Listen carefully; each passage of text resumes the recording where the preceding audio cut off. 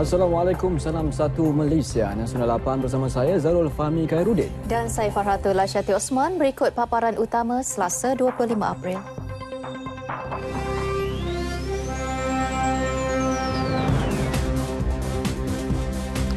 Sekolah pondok dan institusi tahfiz terima 80 juta ringgit. Kanak-kanak terkena peluru penabur, baki peluru dibimbangi rosakkan tisu badan.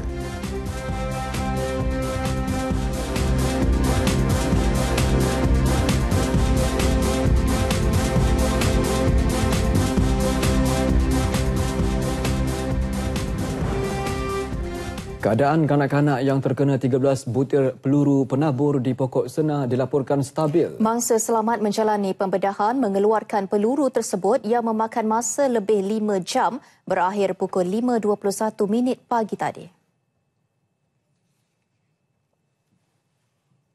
6 butir peluru di bahagian dahi, tangan, siku kanan dan lutut kanan berjaya dikeluarkan, tidak termasuk 2 yang dikeluarkan tanpa pembedahan. Pengarah Kesihatan Kedah Datuk Dr. Nurhizan Ismail berkata, 5 lagi peluru tidak dikeluarkan seperti yang dipersetujui 3 pakar pembedahan plastik, pakar bedah am dan pakar ortopedik kerana ia dibimbangi mendatangkan kerosakan pada tisu-tisu di anggota badan mangsa. Kanak-kanak berusia 12 tahun itu masih dirawat di Hospital Sultanah Bahiyah HSB Alustar. Siasatan punca sebenar yang menyebabkan kedua-dua belah kaki seorang pelajar madrasah tahfiz di Kota Tinggi Johor terpaksa dipotong akan diketahui dalam tempoh 1 hingga 2 minggu lagi. Ia bagi mengenal pasti kemungkinan terdapat faktor lain yang menyebabkan kaki pelajar tersebut bertukar lebam. Pengerusi Jawatan Kuasa Kesihatan, Alam Sekitar, Pendidikan dan Penerangan Negeri, Datuk Ayub Rahmat berkata, laporan perubatan kejadian yang menimpa Muhammad Thaqif Amin Muhammad Gaddafi 11 tahun sedang dijalankan doktor yang merawat di Hospital Sultan Ismail HSI. Kakinya terpaksa dipotong hingga paras betis setelah dijangkiti kuman dan darah beku. Dia sebenarnya dalam hal ini kita bukannya mudah untuk kita dapat kenal pasti, kita kena cek selain daripada mungkin kena rotan, mungkin ada penyakit lain dan sebagainya. Dia akan ambil masa sikitlah, sekurang-kurangnya seminggu hingga 2 minggu. Ibu kepada pelajar tersebut, Felda Wani Ahmad, sebelum ini mendakwa anaknya dipukul beberapa kali dengan paip getah oleh seorang pembantu warden pusat madrasah tahfiz berkenaan. Dalam pada itu, mana-mana pelajar madrasah tahfiz terbabit yang pernah dirotan seperti yang dipercayai terjadi pada adik Muhammad Thaqif perlu menjalani ujian saringan kesihatan dengan segera. Demikian titah Permaisuri Johor, Raja Sari Sofia Sultan Idris Shah yang berkenan melawat Muhammad Thaqif di Wad Dependensi Tinggi HSI. Raja Zarif yang tiba pada pukul 12.30 hari meluangkan masa kira-kira 40 minit melawat adik Muhammad Thaqif. Menurut Esko Kesihatan Johor, Datuk Ayub Rahmat, Tuanku Permaisuri menitahkan pemeriksaan kesihatan dilakukan secepat mungkin bagi mengelakkan kejadian sama berulang. Yang Maha Mulia Permaisuri ada menitahkan kepada saya yang pertama, kita akan mengenal pasti pelajar-pelajar yang lain yang dalam satu kumpulan mereka yang mungkin menerima hukuman yang sama untuk menjalani pemeriksaan kesihatan. Sebab kita kena bertindak awal berkaitan tentang perkara ini, sebab kita tanda apabila mungkin ada kes-kes lain barulah kita ambil tindakan. Itu tindakan yang pertama, dan saya pun dah bincang dengan Dr. Izam dari segi Jabatan Kesihatan. Kita minta supaya Jabatan Kesihatan melihat dan juga memantau keadaan tahfiz tersebut dari segi aspek kebersihan, kesihatan dan sebagainya. Baginda turut bertitah agar semua masjid dan surau di Johor mengadakan solat hajat selepas solat Jumaat pada minggu ini bagi mendoakan kesihatan dan kesejahteraan Muhammad Thaqif. Gabungan Persatuan Institusi Tahfiz Al-Quran Kebangsaan PINTA akan mendapatkan khidmat guaman bagi membantu madrasah tahfiz di Kota Tinggi yang dikaitkan dengan kes itu. Presidennya Muhammad Zahid Mahmud Al-Hafiz berharap masyarakat tidak menunding jari kepada sesiapa sehingga siasatan selesai.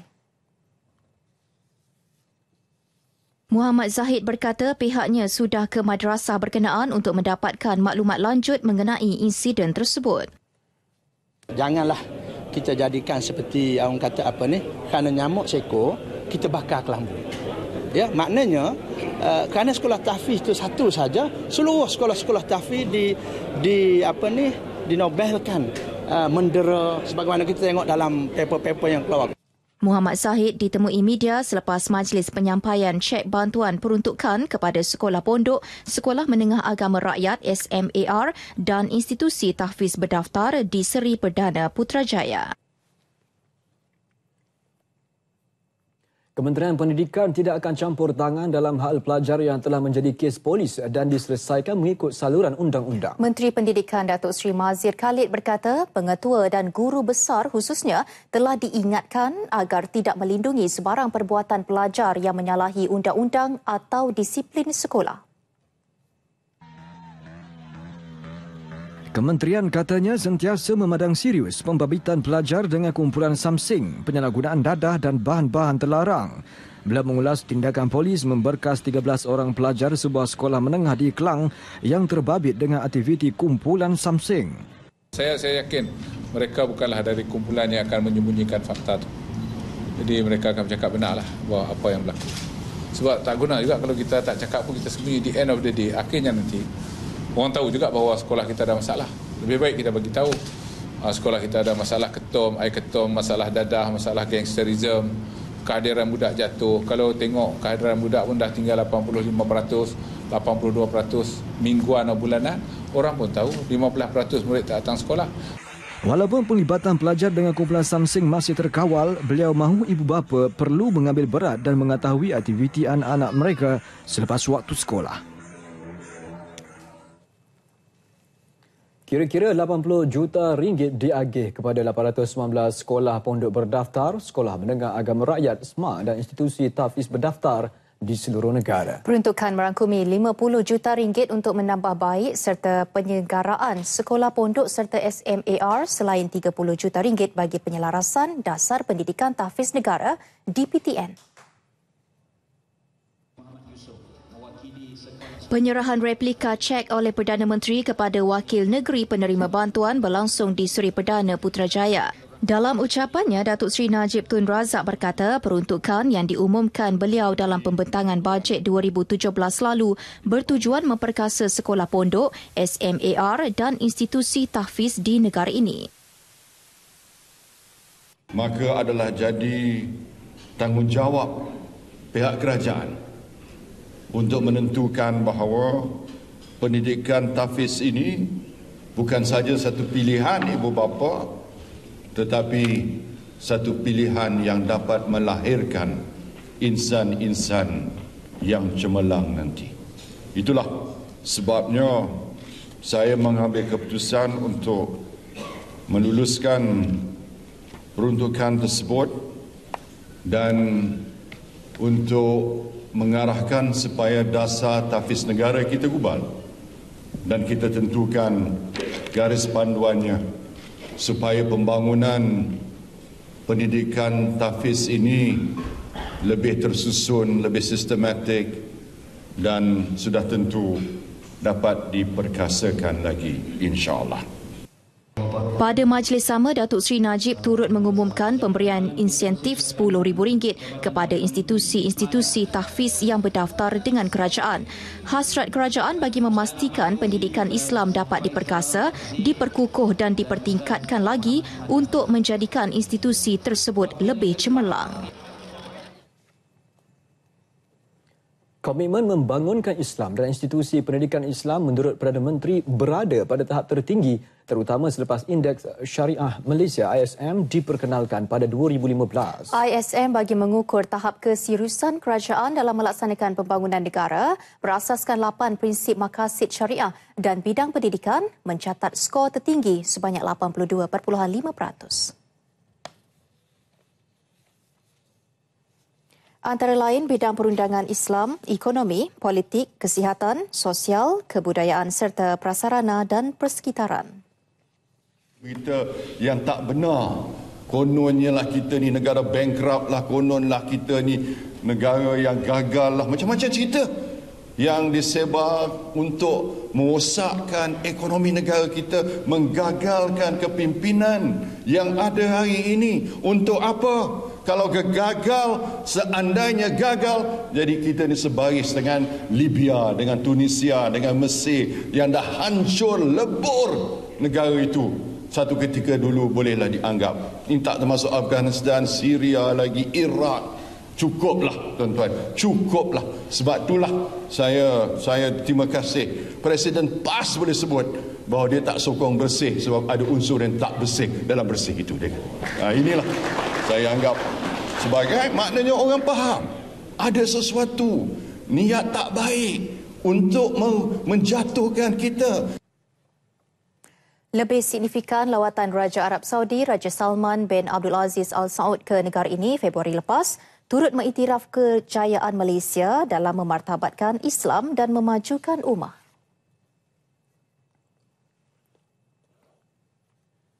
Ibrahim Makhzin yang menggelarkan dirinya Raja Bomoh mengaku semua ritual yang dilakukannya sebelum ini hanya lakonan semata-mata. Antaranya di KLIA ketika kehilangan pesawat MH370, ritual mengurangkan jerebu dan terbaru di hadapan rumah mayat HKL serta di Bagan Lalang yang turut mendapat laporan meluas media antarabangsa. Turut dibongkar dia diarah oleh pihak tertentu. Saya sebenarnya meminta banyak maaf 1000 kali maaf kepada umat Islam. Khasnya lepas itu kepada semua bukan golongan Islam. Saya ucapkan 1000 minta maaf. Saya buat semua ini bukanlah saya, kehendak saya. Diarahkan orang-orang tertentu untuk suruh buat cerita ini. Dia ditahan bahagian penguatkuasaan Jabatan Agama Wilayah Persekutuan Kuala Lumpur 22 April lalu dan disiasat Seksyen 7-A Akta Kesalahan Jenayah Syariah Wilayah-Wilayah Persekutuan 1997 Akta 559 bagi kesalahan menghina Islam atau menyebabkan Islam dipandang hina. Ditahan untuk siasatan lanjut kurang daripada maklumat awal mengenai amalan ritual yang untuk menurunkan hujan bagi meredakan panas kesan El Nino di tapak bekas rumah pangsa Jalan Perkeliling Kuala Lumpur pada 21 Mac 2016. Daripada siasatan dijalankan satu pasukan khas yang dibentuk bahagian kekuasaan Jawi. Pasukan penyiasat mendapati keterangan mencukupi untuk mendakwa OPT di bawah Seksyen 7A Akta 559. Namun disebabkan faktor kesihatan dan umur, Ibrahim diperintah untuk berkelakuan baik selama 6 bulan dengan bon jamin oleh 2 orang penjamin di bawah pengawasan Pejabat Mufti Wilayah Persekutuan. Dia juga diarah menjalani kelas akidah serta fardu ain dengan bimbingan Pejabat Mufti bermula hari ini. Saya ini dah tua, dah 60 lebih. Jadi saya gamak ke buat mahkamah. Kenyataan ini adalah benar-benar daripada lubuk hatinya, dengan seikhlasnya. Dan insya-Allah Pejabat Mufti Wilayah Persekutuan akan mengambil inisiatif dan apa yang telah disebut oleh mahkamah untuk sama-sama kita membimbing dan sama-sama kita memimpin untuk mengenali agama Islam yang sebenar di bawah unit konsultansi akidah kita.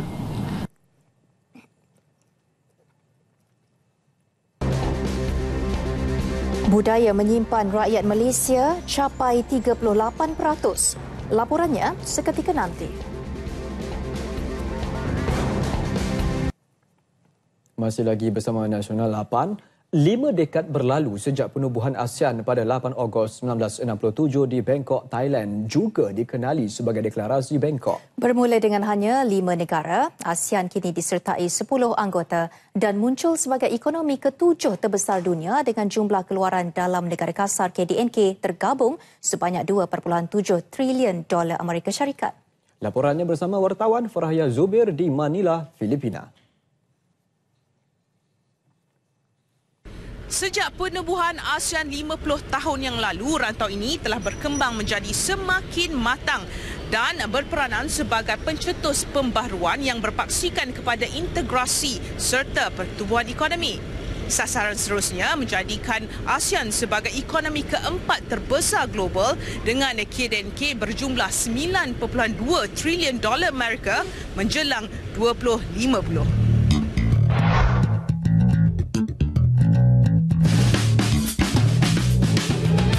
Bagi mencapai sasaran itu, ASEAN perlu lebih agresif dalam memastikan integrasi serantau. Pengerusi Majlis Penasihat Perniagaan ASEAN, ASEAN Bank Malaysia, Tan Sri Dr. Muhammad Munir Abdul Majid berpendapat, berdasarkan perkembangan luar yang mencabar ketika ini, 2017 adalah tahun yang kritikal bagi memaksimumkan penyatuan ekonomi ASEAN. ASEAN's external environment is changing. Okay, Donald Trump might be president for one term, but he could bring a lot of changes in terms of trade. Open trade. A lot of ASEAN countries depend on trade, including Malaysia. ASEAN's external environment is changing.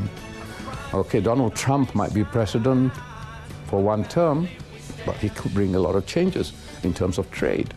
Open trade. A lot of ASEAN countries depend on trade, including Malaysia. If he raises tariffs or imposes some other kind of non-tariff barriers and so on, it affects trade for ASEAN countries whose growth that we talk about is largely dependent on export-led growth. That's why we say you must integrate now so that you can have more regional, domestic growth. Tegasnya, baki tarif serantau yang secara purata berada pada 4 hingga 4.5% perlu dihapuskan sepenuhnya. Meskipun tarif ini dilihat lebih rendah berbanding 5.3% di Kesatuan Eropah dan 9.6% di China, namun ia masih tinggi jika dibandingkan dengan Amerika Syarikat pada 3.5%. Seterusnya, halangan bukan tarif NTB yang meningkat perlu diturunkan kepada 50%. There are too many non-tariff barriers that still exist, that have been increasing in number from just over 1,000 in 2000 to over 6,000 in 2015. And the very year the community was pronounced. We must address these non-tariff barriers, get them removed. Tidak dinafikan usaha meningkatkan kerjasama dalam kalangan ekonomi rantau ASEAN membolehkan negara di rantau ini menggunakan kekuatan masing-masing bagi mendapatkan manfaat lebih besar melalui langkah-langkah pembaruan ekonomi dan sosial. Bagi Malaysia, penubuhan ASEAN memberi impak yang cukup besar dari segi pelaburan dan perdagangan. Tahun lalu, ASEAN kekal sebagai rakan dagangan penting dan strategik Malaysia dengan jumlah ekspor ke rantau itu naik 5.4% kepada RM230.93 bilion.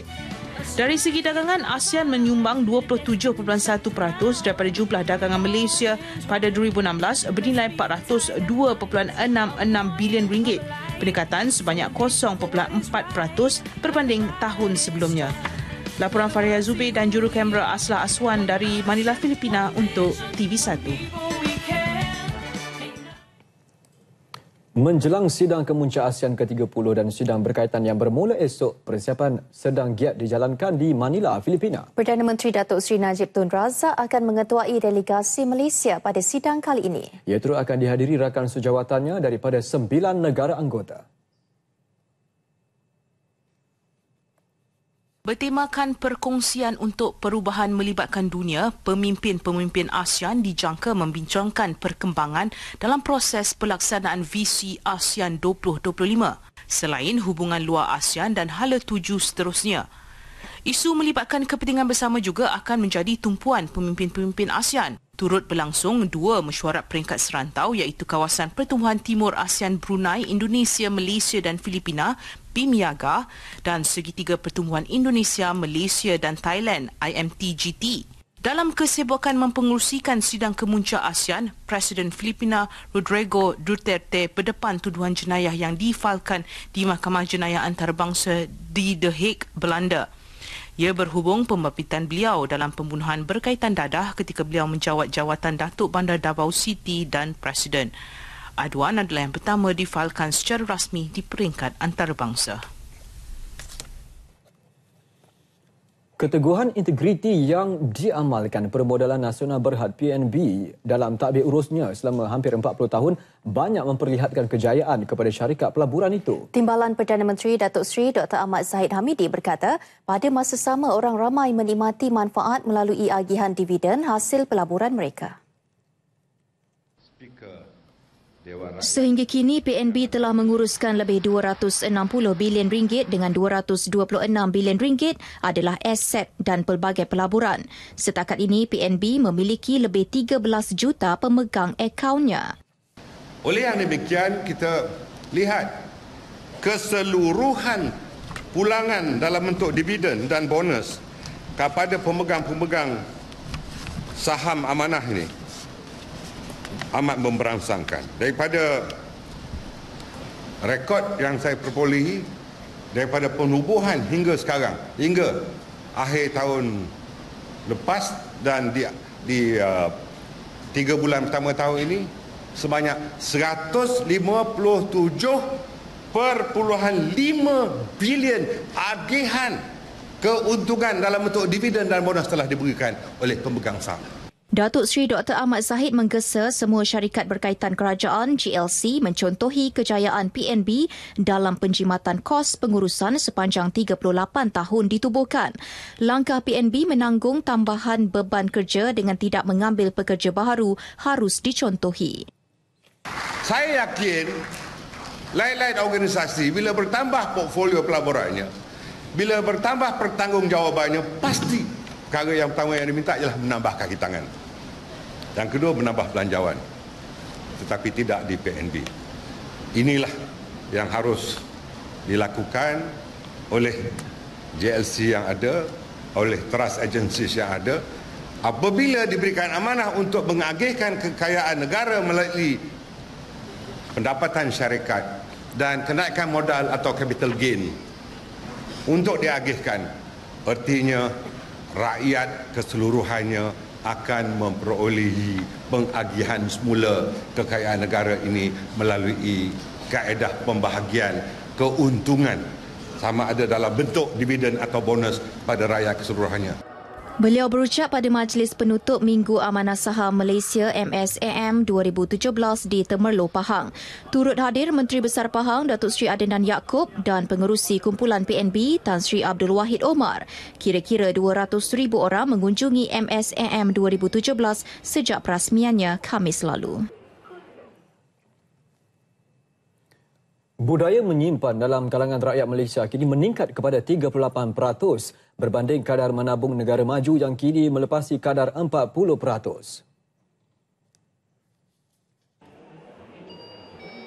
Datuk Seri Dr. Ahmad Zahid optimis Malaysia mampu mencapai sasaran 40% pada 2020 sekiranya kempen berkaitan dilakukan secara berterusan. Kita dapati bahawa kajian terbaru memperlihatkan bahawa gelagat simpanan atau saving habit di kalangan rakyat Malaysia telah berada di tahap 38%. Ini merupakan satu pencapaian yang cukup baik.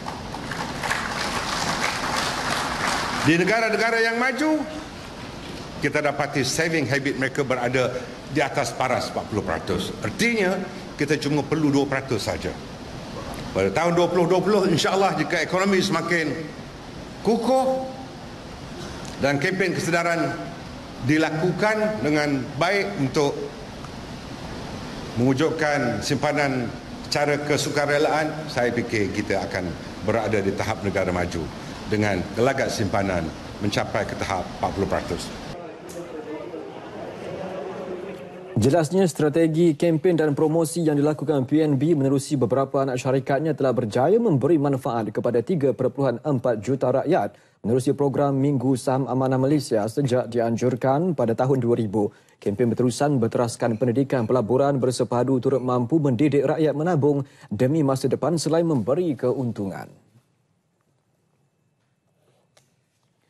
Bank Dunia dan Tabung Kewangan Antarabangsa IMF mengiktiraf Malaysia sebagai antara negara yang terbaik di dunia dalam pelan perancangan ekonomi. Menteri di Jabatan Perdana Menteri Datuk Seri Rahman Dahlan berkata ini menjadikan Malaysia setaraf negara-negara dalam Pertubuhan Kerjasama dan Pembangunan Ekonomi OECD. Kita kena collaborate bukan saja dari segi ASEAN tapi bilateral, Indonesia, Malaysia. Ada beberapa kawasan yang boleh kita bekerjasama, contohnya di kawasan Kalimantan dengan Sabah dan Sarawak, di utara Penang, Perlis, Kedah dengan Aceh dan Sumatera. Kita tidak boleh melihat hubungan pembangunan negara ini di antara negara dan negara. Sekarang ini kita kena region by region now. Beliau bercakap kepada media selepas menjadi ahli panel pada bengkel peringkat Menteri ASEAN 2017 mengemudi halangan pembangunan mapan di Petaling Jaya. Bank Dunia dalam laporan terbarunya menyatakan Malaysia salah satu daripada 13 negara yang dikenal pasti dalam laporan pertumbuhan oleh Suruhanjaya Pertumbuhan dan Pembangunan. Malaysia mencatat pertumbuhan purata lebih daripada 7% setahun dalam tempoh 25 tahun. Nilai dagangan industri elektrik dan elektronik E&E negara merekodkan pertumbuhan sebanyak 20.6% bagi tempoh 2 bulan pertama tahun ini. Ia merupakan peningkatan positif berbanding 1.5% yang dicatatkan sepanjang 2016. Forecast of between 4.3, as you know, to 4.8% growth 2017. Consistent with that, we expect, better investment numbers. But, we cannot say with any degree of certainty we ought to be able to achieve the same level this year.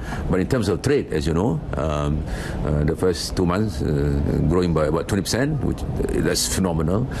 So if that is a leading indicator of what might come in the future, there could be some pick up in investment.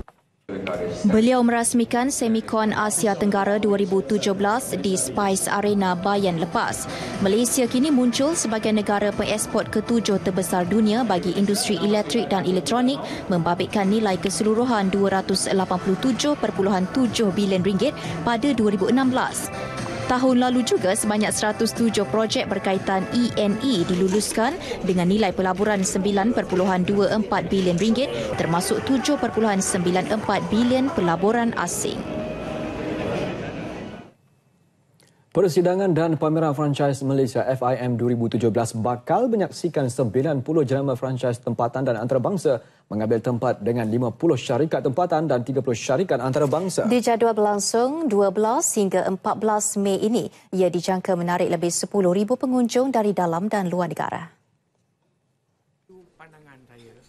FIM 2017 merupakan acara tahunan terbesar di Asia Tenggara yang menjadi pusat sehenti buat usahawan dan industri franchise antarabangsa mempromosi produk dan perkhidmatan di rantau ini.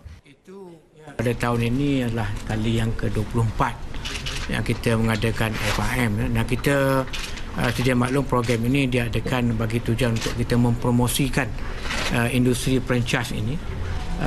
Kita supaya masyarakat dapat mengetahuinya yang franchise ini merupakan satu industri atau sektor perniagaan yang kalau diberi tumpuan ianya akan beri kejayaan yang amat baik sekali. Beliau menyatakannya di ibu negara. Pameran tersebut akan melibatkan beberapa sektor franchise antaranya makanan, perkhidmatan dan penyelenggaraan serta kecantikan dan kesihatan. Tahun ke-24 penganjurannya menyaksikan penyertaan tertinggi dari pelbagai negara termasuk Thailand, Amerika Syarikat dan Australia. Pihaknya juga menyasarkan nilai transaksi berjumlah RM370 juta sepanjang pameran berlangsung. Tahun ini FIM menerima tajaan daripada pelbagai pihak termasuk Perbadanan Nasional Berhad.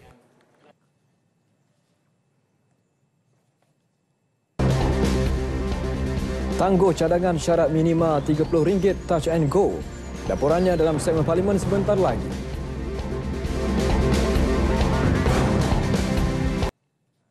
Bertemu kembali. Operasi pencarian seorang anggota Tentera Laut Diraja Malaysia TLDM Laskar Amirul Bahari Ismail di Laut Bintulu yang telah berlanjutan selama seminggu masih belum menemui sebarang petunjuk. Usaha itu mungkin dihentikan. Menurut Pengarah Maritim Daerah Bintulu, Kapten Maritim Aminuddin Abdul Rashid, pencarian kini telah meliputi keluasan lebih 5,000 batu nautika persegi dan memberi cabaran besar kepada pasukan SAR. Memasuki fasa baharunya, operasi diperkecil melibatkan aset TLDM, APMM dan Polis Marin. Laskar Amirul 28 tahun dilaporkan hilang 17 April lalu apabila tidak hadir ke perhimpunan wajib awal pagi di kapal KD Perantau.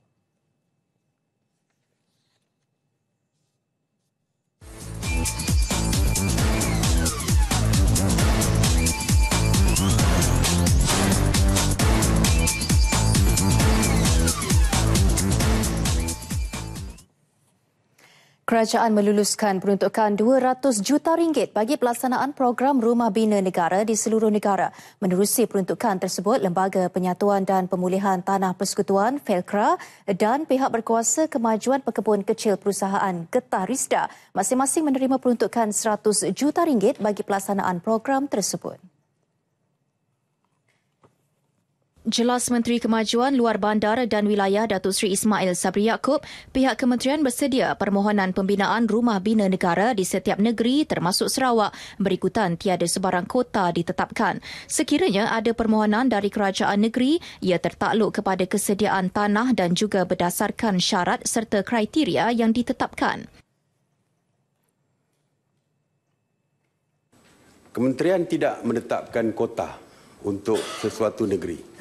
Kerana seperti yang saya sebutkan tadi, rumah risda adalah berdasarkan takdir rumah di tanah sendiri.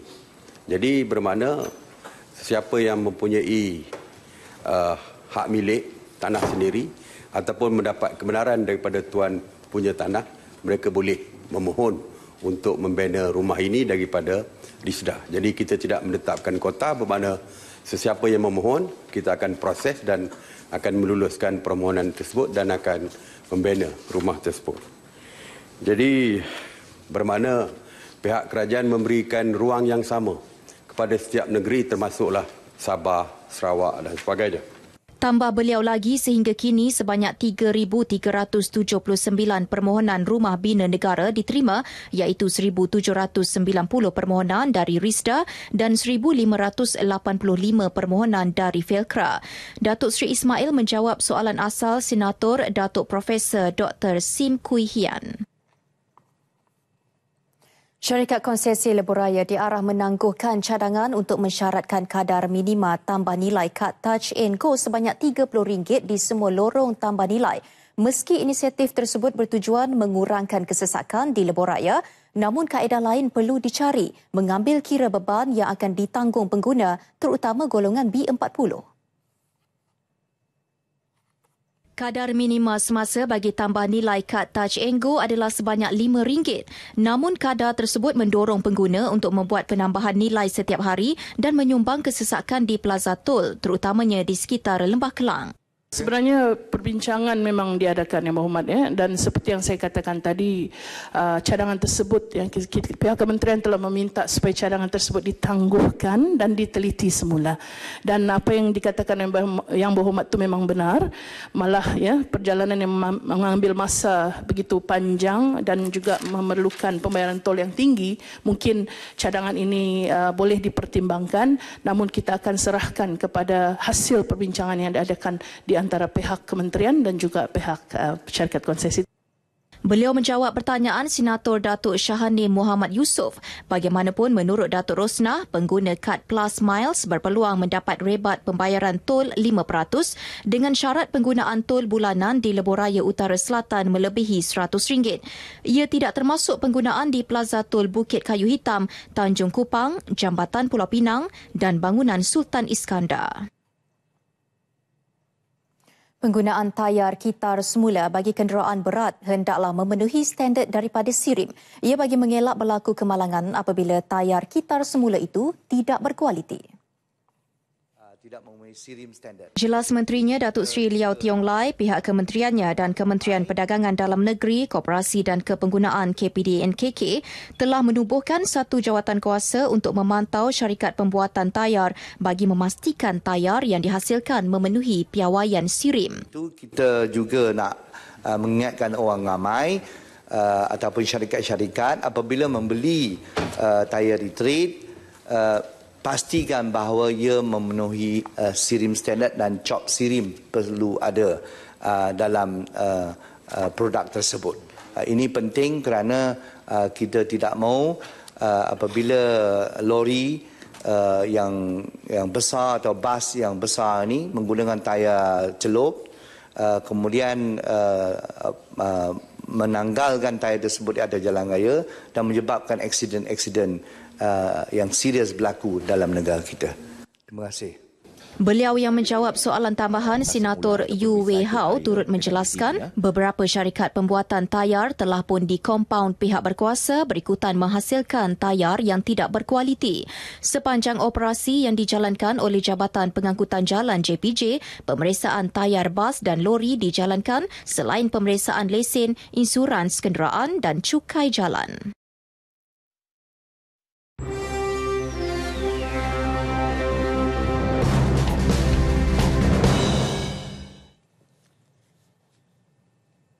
Tempoh permohonan visa rakyat Malaysia ke Kanada antara isu yang dibangkitkan Menteri Luar Datuk Seri Anifah Aman dalam pertemuannya bersama Menteri Pertahanan Kanada Harjit Singh Sarjan. Ketika ini, permohonan visa rakyat Malaysia diproses di Singapura dan mengambil masa 2 minggu untuk siap. Menurut Datuk Seri Anifah, tempoh yang lama itu menimbulkan masalah terutama kepada ahli perniagaan. Sehubungan itu, beliau berharap Kanada dapat memberikan penyelesaian terbaik dalam isu tersebut. Dalam pertemuan itu, Datuk Seri Anifah turut menyentuh isu mengenai Syria selain isu keganasan, radikalisme serta kerjasama berkaitan antara kedua-dua negara. Mereka turut berbincang mengenai usaha pertukaran maklumat antara Malaysia dan Kanada dalam menangani Daesh.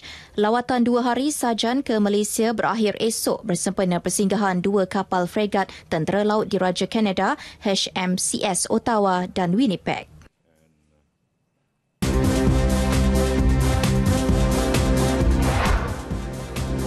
McDonald penaja baharu Sukan C dan Para ASEAN 2017. Kelautan Resources perlu pulihkan reputasi.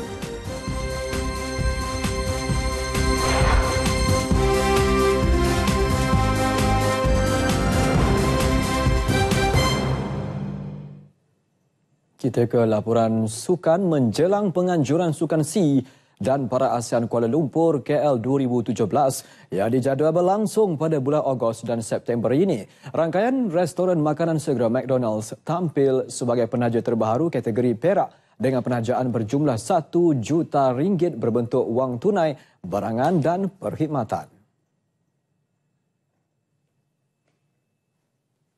Jelas Menteri Belia dan Sukan Khairi Jamaluddin, ini merupakan kolaborasi pertama di antara Kementerian Belia dan Sukan KBS dengan McDonald's.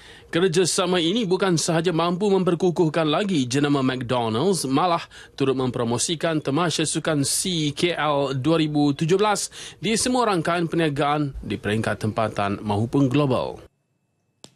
Sudah pasti penajaan ini adalah penting untuk Sukan C kerana kita akan dapat visibility yang sangat besar sekali dengan hiasan, dengan promosi yang akan diadakan di seluruh cawangan-cawangan McDonald's di seluruh negara.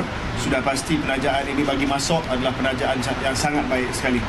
Khairi berkata demikian selepas majlis menandatangani perjanjian penajaan Sukan C KL 2017 di antara McDonald's dan Masok di Putrajaya. Beliau turut mengumumkan penajaan keseluruhan penganjuran KL 2017 telah mencapai 87% daripada sasaran keseluruhan RM80 juta.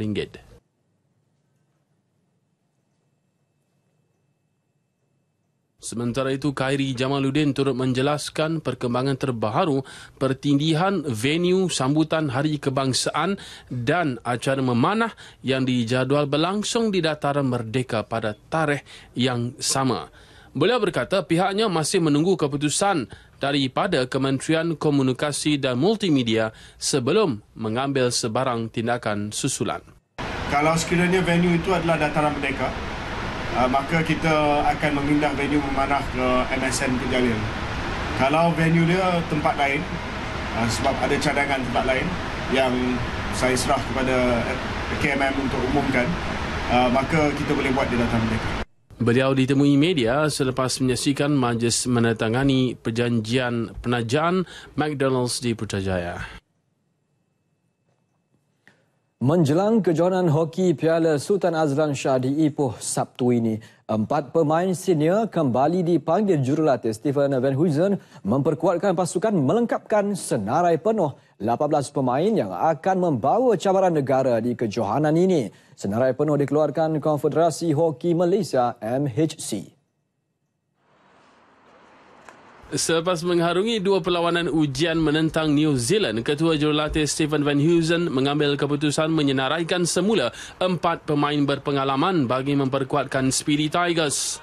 Walaupun tidak beraksi di kejohanan hoki Liga Dunia pusingan kedua di Dhaka, Bangladesh, penjaga gol S. Kumar, penyerang Faizal Sari, Muhammad Haziq Samsul dan Muhammad Firhan Ashari tetap menjadi pilihan. Juga tersenarai pemain muda posisi pertahanan Syed Muhammad Syafiq Muhammad Cholan. Dengan ini, pengendali berusia 58 tahun terpaksa menggugurkan 5 pemain iaitu penyerang Rashid Baharom, Ramadan Rosli, Hairi Uthman, penjaga gol Izzat Hakimi Jamaluddin dan pertahanan serta pemain tengah Joel Van Huysen. Sebanyak 6 negara telah mengesahkan penyertaan pada kejohanan yang bakal berlangsung dari 29 April hingga 6 Mei di Ipoh. Selepas melakar kemenangan besar 8-2 dalam perlawanan ujian pertama, saingan tampak lebih sengit dalam perlawanan ujian kedua apabila Malaysia sekadar seri 3-3 bertemu New Zealand.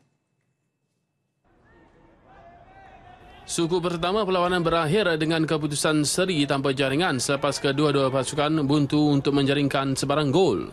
Pada suku kedua, skuad Darren Smith terlebih dahulu di depan seawal minit ke-19. Menerusi pukulan sudut penalti, Sam Lane meletakkan New Zealand 1-0. Namun 3 minit kemudian, Speedy Tigers berjaya menyamakan kedudukan menerusi pukulan sudut penalti Marhan Jalil. Aksi semakin menarik pada suku terakhir apabila kedua-dua pasukan saling berbalas serangan.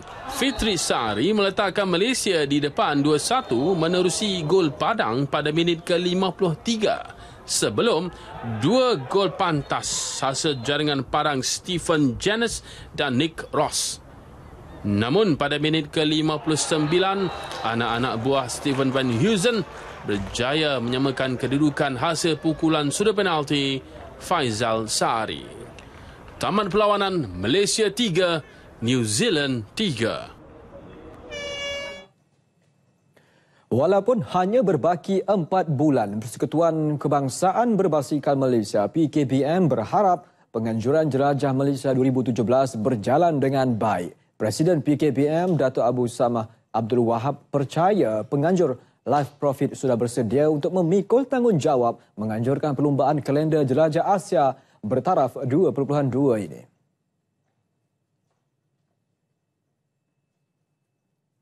Nampaknya mereka telah bersedia. Pertama sekali daripada segi persiapan, contohnya macam segi kenderaan, soal penginapan, perkara-perkara yang lain macam peralatan-peralatan. Mungkin mereka ni dah buat homework. Ketua Pegawai Eksekutif Life Profit Nuraizha Sulaiman tetap yakin walaupun pertama kali menganjurkan kejohanan edisi ke-53 ini dengan kemampuan kewangan RM4 juta. Pembaharuan supaya nama jelajah Malaysia ni akan orang kata dikenali baliklah di Asia. Dan kita cuba untuk menaikkan taraf jelajah Malaysia ni.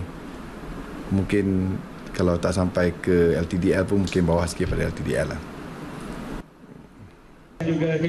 Sebelum ini, Life Profit memiliki pengalaman menganjurkan jelajah Felda 2016 merangkumi laluan sejauh 800 km dengan 5 peringkat saingan disertai 700 pelumba daripada 20 pasukan. Jelajah Malaysia 2017 dijadual memulakan kayuhan pada 19 September hingga 23 September disertai 20 pasukan termasuk 12 pasukan pro benua, 5 pasukan Malaysia dan 3 kelab tempatan meliputi 5 peringkat laluan sejauh 740 km. Mereka ditemui selepas menandatangani perjanjian persefahaman MOU di antara PKBM dan Life Profit selama 2 tahun dan 1 tahun pilihan tahun di Melaka. Penganjur Jelajah Malaysia 2015 dan 2016, Pelton Resources digesa menyelesaikan isu pembayaran hadiah kemenangan yang masih tertunggak. Presiden Persatuan Kebangsaan Berbasikan Malaysia PKBM, Dato' Abu Samad Abdul Wahab amat berharap isu ini ditamatkan segera agar tidak memberi kesan buruk kepada perkembangan berbasikan negara. PKBM menggesa Pelton Resources menanggung pembayaran hadiah keseluruhan kemenangan para pelumba bernilai RM178,000.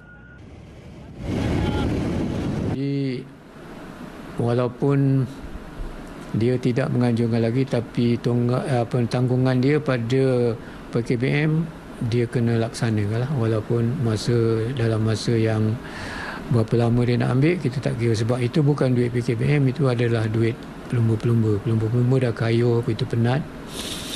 Jadi kita haraplah dia kena ikhtiarkan cara macam mana untuk nak membayar balik hadiah wang tunai.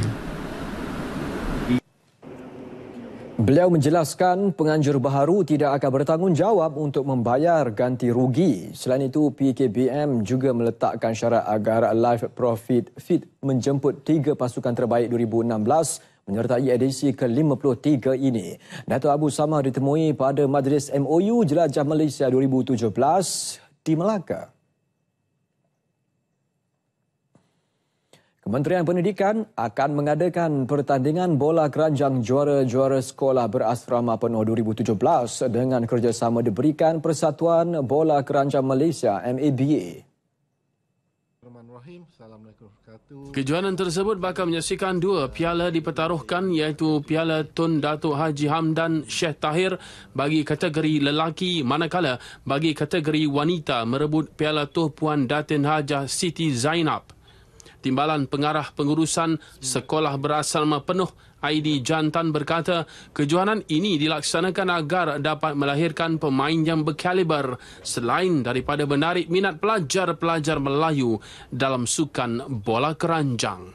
Dan tujuan pertandingan ini adalah untuk mencungkil dan mengasah bakat pelajar-pelajar Melayu dalam permainan bola keranjang yang selama ini dipelopori oleh kaum-kaum lain. Beliau berkata lagi, sebanyak 69 buah sekolah berasrama penuh telah membuat penyertaan awal, antaranya juara bertahan dari Sekolah Menengah Sains Dungun bagi kategori lelaki dan juara bertahan kategori wanita dari Sekolah Seri Puteri. Kejuaraan ini akan berlangsung pada 28 April hingga 1 Mei 2017 bertempat di Stadium Maba. Nasional 8 berakhir setakat ini untuk memberi laluan kepada segmen bersama Ahli Parlimen. Dan sebagai penutup, kami paparkan kepada anda visual ini sebagai pengajaran untuk kita semua berhati-hati, terutama di jalan raya. Ia memaparkan seorang kanak-kanak berusia 4 tahun yang terjatuh daripada bahagian belakang van yang dinaikinya. Ketika melalui lebuh raya Encases Amerika Syarikat, pintu belakang van terbabit terbuka menyebabkan mangsa jatuh terus ke atas jalan raya. Agak bernasib baik apabila pemandu yang mengekori van berkenaan sempat memberhentikan kenderaannya dan membantu menyelamatkan kanak-kanak terbabit. Saya Farhatul Lasyati Osman. Dan saya Zarul Fahmi Karudin. Assalamualaikum. Dan salam satu Malaysia.